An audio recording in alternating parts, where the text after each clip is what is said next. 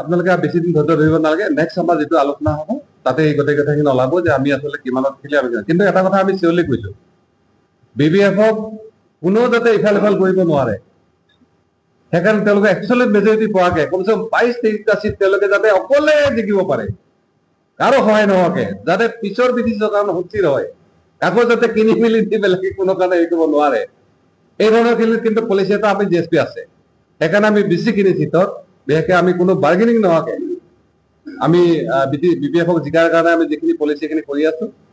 আৰু বাকী এটা মানে আমি যদি চৰকাৰ এটা পাৰ্ট হ'ব পাৰো, এই ধৰণৰ পাৰ্টৰ কাৰণে আমি ইলেকশ্যন খেলাৰ কাৰণে প্ৰস্তুতি চলাইছো। আৰু মই ভাবো নেক্সট যিটো চিটিং তাত এই বিষয়খিনি আমাৰ পেনেল এটা আলোচনা হ'ব।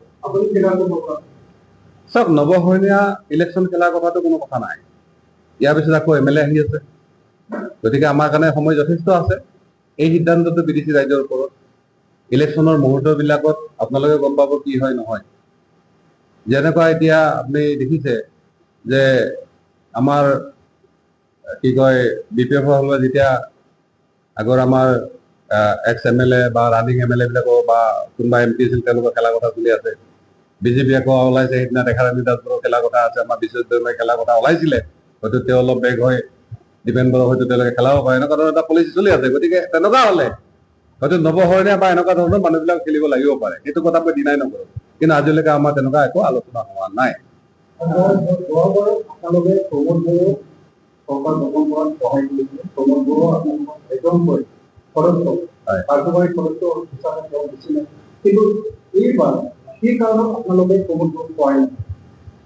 প্ৰমোদ বড়ো তেখেতসকলৰ এজেণ্ডাটো বেলেগ আছিলে, তেওঁলোকৰ সম্পূৰ্ণ BTR এজেণ্ডা আছিল। কিন্তু BTCৰ পৰিৱৰ্তনৰ স্বাৰ্থত যেহেতু তেতিয়া BPF-ৰ ওপৰত যথেষ্ট ব্লেম আছিলে, কৰাপশ্যনকে আদি কৰি বহুত কিবা কিবি,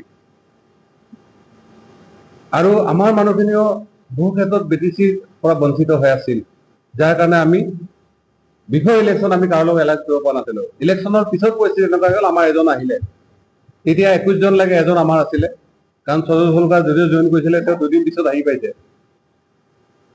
আৰু সেই সময়ত যেতিয়া নেতৃত্বৰ কথা পাতিলে, CM ডাঙৰীয়াও আমাক ক'লে বা প্ৰমোদ বড়ো ক'লে দাদা এনেকুৱা হ'ব লাগে। আমি আশা কৰিছো যে পৰিৱৰ্তন স্বাৰ্থত প্ৰমোদ বড়ো যদি আগবঢ়াই দিব পাৰে যায় এজন যুৱ মানে নেতা হিচাপে, আমিও ভাবিছিলো। কিন্তু যিখিনি এজেণ্ডা আছিল, এনেকুৱা আমি কৈছো বাউণ্ডাৰী কমিশ্যন হৈছিলে, তাত গাঁও কৰ্তনো আছিল, গাঁও মানে ইনক্লুডো আছিলে।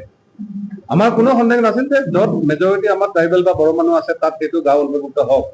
কিন্তু যিসকল আমাৰ ইমান ডিমাণ্ড আছিলে, য'ত এজনো ট্ৰাইবেল মানুহ নাই বা বড়ো মানুহ নাই, সেইখিনি গাঁও কটা কথা আছিলে। গতিকে এনেকুৱা বিলাকত তেওঁলোকে একো নকৰিলে। আৰু বিশেষকৈ আমাৰ শৰণীয়াসকলৰ যিটো ইছ্যু লৈ আমাৰ এগেইনষ্টে যিটো ষ্টেণ্ড তেওঁলোকে ল'লে, আৰু শৰণীয়াসকলক ST দিব দিয়াৰ ক্ষেত্ৰত প্ৰচাৰী কৰাৰ পিছত তেওঁলোকৰ মানুহবিলাক গৈ অফিচে যিটো বাধা দিলে, ইয়াৰ পিছত নৱশৰণীয়া কোনো কাৰণতে APP-বিলাক ছাপোৰ্ট কৰিব পৰা পজিশ্যনটো নাছিল। ইভেন আমাৰ এনেকুৱা আলোচনা হৈছিল যে আমি এটা কমন মিনিমাম এজেণ্ডা আণ্ডাৰত আমি চৰকাৰ কৰিব পাৰিলোহেঁতেন, তেতিয়াও ভাল আছিলে। মই নিজে প্ৰমোদ বড়ো ডাঙৰীয়াক কৈছিলো যে ভৱিষ্যতটো আপুনি ৰাজনীতি কৰক, মইতো ৰাজনীতি নকৰো, কাৰণ মোক ৰাইজে এটা অপশ্যন হিচাপে ৰাখিছিলে। কিন্তু তেওঁলোকে যেতিয়া নকৰিলে, তেওঁলোকে নিজৰ বাবে চলিলে, এতিয়া আৰু কোনো তেনেকুৱা ধৰণৰ বিকল্প হৈ থকা নাই। আৰু যিহেতু হাগ্ৰামী মল্লিক ডাঙৰীয়াৰ ওপৰত যিখিনি অভিযোগ আছিলে, আজি 5 বছৰ তেওঁলোকে পালে, এটাও তেওঁলোকে প্ৰমাণ কৰিব নোৱাৰিলে।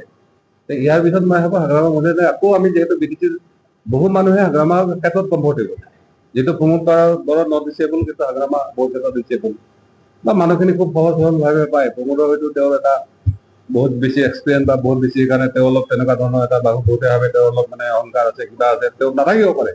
মানুহে তেনেকুৱা অলপ ভাবে, আৰু জানেতো আমিতো ৰাইজৰ মতেহে চলিব লাগিব, আমি নিজাকে একো চলিব নোৱাৰো। সেইকাৰণে আমি ভাবো যে এইবাৰ নিশ্চিতভাৱে হাগ্ৰামী মহিলাই আগবঢ়াই দিলে ভৱিষ্যতৰ BTCৰ কাৰণে মোৰ মংগল হ'ব। ইতিমধ্যে আপোনালোকে গমেই পাইছে যে অনানুষ্ঠানিকভাৱে হলেও BTC নিৰ্বাচন প্ৰায় ছেপ্টেম্বৰত অনুষ্ঠিত হ'ব, হয়তো পূজাৰ আগতে ইলেকশ্যন শেষ হ'ব। ইতিমধ্যে BTCৰ বিভিন্ন প্ৰান্তত এই ইলেকশ্যন লৈ বিভিন্ন পাৰ্টিবিলাকৰ কুচকাৱাজ আৰম্ভ হৈছে। ইতিমধ্যে আমাৰ GSP ফালৰ পৰা আমাৰ কাউন্সিলত কেন্দ্ৰীয় অধিৱেশনত সিদ্ধান্ত হৈছিল যে এইবাৰ আমি অকলে ইলেকশ্যন খেলা সলনি BPF-ৰ লগত মিলিতভাৱে যাতে ইলেকশ্যন খেলো। আৰু সেই সিদ্ধান্তৰ পিছতে অনানুষ্ঠানিকভাৱে আমাৰ আলোচনা হোৱাৰ পিছতো আমি আনুষ্ঠানিকভাৱে আলোচনা হৈছোঁ। সেই আলোচনাত বিশেষকৈ আমাৰ এটা কথাত আমি অগ্ৰাধিকাৰ দিছোঁ যে এইবাৰ যাতে হাংগামা মহিলা ডাঙৰীয়া নেতৃত্বত BPF-ৰ চৰকাৰ হয় আৰু তাত যাতে GSP সহযোগী হয়। আৰু এবছলিউট মেজৰিটি যাতে আহে।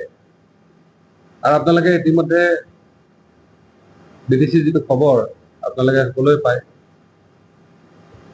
এই এলায়েন্সটো আমি ভবা ধৰণে সম্ভৱ হ'লে আমি বিশেষকৈ কোকৰাঝাৰ সমষ্টিৰ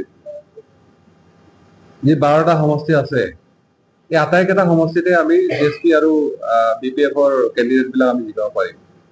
এইটো আমি দৃঢ় বিশ্বাসেৰে ক'ব পাৰোঁ। আৰু এই প্ৰসংগতে আমি দুই এটা গুৱাহাটীৰ পৰা বিশেষকৈ গুৱাহাটী বেছ যিবিলাক মিডিয়া আছে তেওঁলোকে যিটো নিউজ কৰিছে, কালিও আমি আছাম টাইমছত দেখিছোঁ, তাত অলপ EPFLক বেছিকৈ দেখুওৱা হৈছে। হয়তো তেওঁলোকৰ নিজৰ মানে পাৰ্টিৰ চেনেল হিচাপেও ক'ব পাৰে, সেইটো বেলেগ কথা। আৰু বিশেষকৈ ওদালগুৰি আৰু বাক্সাত BPF-ৰ অলপ প্ৰচাৰটো কম হৈ আছে বা জ্বৰটো কম গৈছে। কিন্তু মই যিহেতু নিজে আমি বাক্সাৰ তামোলপুৰ ঘৰ, ওদালগুৰি আমি ভ্ৰমণ কৰি আহিছোঁ, আমি কোকৰাঝাৰ সাংবাদিক বন্ধুসকলৰ জৰিয়তে গোটেই কোকৰাঝাৰবাসীক ক'ব বিচাৰিছোঁ যে চিৰাং আৰু কোকৰাঝাৰত হয়তো GSP আৰু BPF-ৰ বাহিৰে কোনো পাৰ্টি এখনো আসন পোৱাৰ সম্ভাৱনা নাই। আৰু একে পৰিস্থিতি কিন্তু তামোলপুৰ, বাক্সা আৰু ওদালগুৰিত হ'ব গৈ আছে। আমি যিমানে গ্ৰাউণ্ডলৈকে এই এলায়েন্সটো নিব পাৰিম, সিমানে ভোটবিলাক কনচলিডেট হ'ব আৰু বেলেগৰ ভোটটো যিহেতু ডিভিজন হ'ব, ইয়াত বিশেষকৈ BPF-ৰ পাৰ্টিবিলাকে বেছি বেনিফিট হোৱাৰ সম্ভাৱনা আছে আৰু আমি GSP পাৰ্টিবিলাক হয়তো তাত ওলাই যাব পৰা যাব। আমাৰ প্ৰথমলৈকে আলোচনাত আমি চাইছোঁ যে আমাৰ বিশেষকৈ বড়ো ভাইসকলৰ জাতীয় যিবিলাক আশা আকাংক্ষা আছে বা BDCৰ পৰা যিখিনি উন্নয়ন বিচাৰে, তাৰ লগতে আমাৰ আদা জাতি জনগোষ্ঠীৰ লোকসকলো যাতে এই BDCৰ পৰা আশা কৰিব পাৰে আৰু তেওঁলোকৰ চেণ্টিমেণ্টটো, তেওঁলোকৰ বিষয়খিনি আমি এটা উমৈহতীয়া কৰ্মসূচীৰ জৰিয়তে আনিব চাইছোঁ।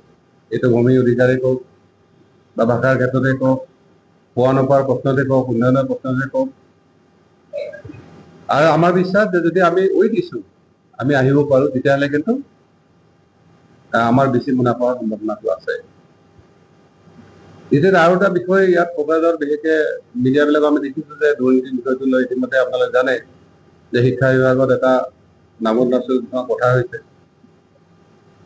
মানে যিটো ঠিকাক লৈ বা হেৰিক লৈ পাইৰেচিৰ কথা প্ৰসংগও আহিছে।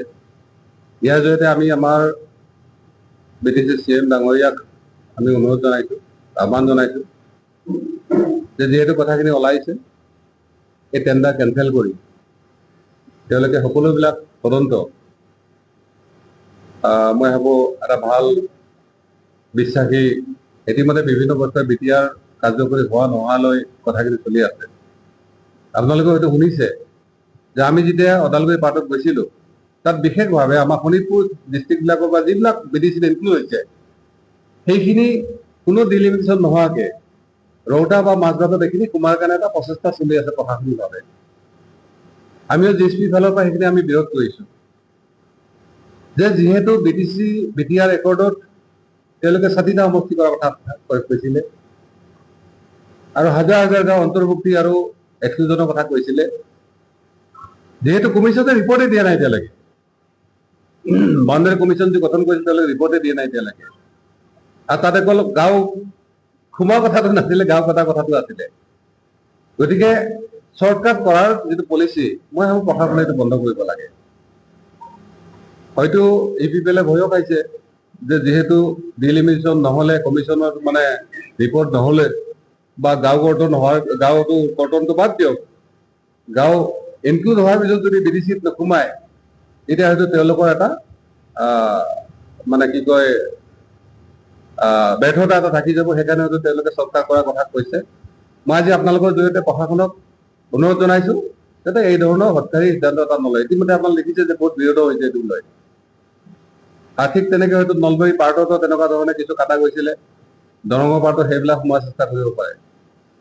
আৰু সঁচাকৈ আমি অলপ দুখো পাইছোঁ যে এই মানুহখিনি কিন্তু এইবাৰ পঞ্চায়ত ইলেকশ্যনত ভাগ ল'ব নোৱাৰিলে, যিখিনি BTCত এনক্লুড কৰাৰ কাৰণে তেওঁলোকে নটিফিকেশ্যন কৰিলে। গতিকে মই অনুৰোধ যে BTC হৈ যোৱাৰ পিছত তেওঁলোকে ভোট দিব নাপালেও যিহেতু BTC তেওঁলোকে সোমাইছে, এটলিষ্ট তেওঁলোকৰ ডেভেলপমেণ্টৰ যিখিনি পইচা সেইখিনি যাতে পপুলেশ্যন ৱাইজত তেওঁলোকে এৰিয়া ৱাইজত তেওঁলোকে যাতে BTCক দিয়ে, এইটো কিন্তু মই আজি আপোনালোকৰ জৰিয়তে জনাইছো। আৰু এটা কথা আমি একেলগে কৈ থওঁ যে যিহেতু ইলেকশ্যন আহিছে, পাৰ্টিবিলাকৰ বহুত তেনেকুৱা পুনৰ্গঠন হ'ব। আমাৰ সাধাৰণ সভা যেতিয়া হৈ গ'ল চেণ্ট্ৰেল কাউন্সিল, আল্টিমেটলি আমাৰ গোটেই কমিটিবিলাক ডিজলভ হৈ গৈছে। আমাৰ সভাপতি দায়িত্ব হৈছে, আমাৰ বাচ্চা ডাঙৰীয়া জেনেৰেল ছেক্ৰেটাৰী তেওঁৱে আছে, বাকী কমিটিবিলাক হেৰি হৈ আছে। কিন্তু আমি দেখিছো দুই এটা মিডিয়াত যে কোনোবা ব্যক্তি বিশেষে GSPৰ বিভিন্ন পদাধিকাৰ বা পদবী লৈ কেনে ক'ৰবাত জইন কৰা বা তেনেকুৱা ধৰণৰ কথাটো ওলাইছে। গতিকে এই গোটেই বাতৰিখিনি আমি নস্যাৎ কৰিছো। আৰু সময় আহক, কিছু মানুহ যিসকলে আজি বিভিন্ন কাৰণত তেওঁলোকে যথেষ্ট হাৰাশাস্তি হৈছে, চৰকাৰৰ কিছু পলিচিৰ কাৰণে তেওঁলোকৰ হাতত কোনো টকা পইচা নাই, ঘৰ সংসাৰ চলাৰ অসুবিধা হৈছে, এনেকুৱা বহু মানুহ কিন্তু পেকেজৰ আশাত গৈছে। দৰ দাম হৈছে কোনোবা ব্যক্তি 10 লাখ, কোনোবা 5 লাখ, কোনোবা 50,000, এনেকুৱা ধৰণৰ। এই তথ্য প্ৰমাণ কিন্তু আমাৰ হাতত আছে। আমি ভাবো ইলেকশ্যন অহাৰ লগে লগে সেই তথ্য প্ৰমাণ আপোনালোকক দিম। আৰু আমি বেয়াও পোৱা নাই যে আমাৰ কোনোবা ল'ৰা এটা দুই এষাৰ আমাক গালি পাৰি যদি কোনোবা পাৰ্টিত গৈ কেনে 50,000, 1 লাখ টকা পাইছে, আমি তাত বেয়াও নাপাওঁ। আজি বোলে আমাৰ বহু মানুহকো কৈছো যে এইখিনিয়ে সময় আপোনালোকে যে আপোনালোকে 2-1 পইচা লৈ লওক, আৰু ইলেকশ্যন যেতিয়া আহিব, সময় যেতিয়া আহিব, আকৌ আপোনালোকে ঘূৰি আহি নিজৰ জনতাক ইলেকশ্যনত আপোনালোকে সহায় কৰিব।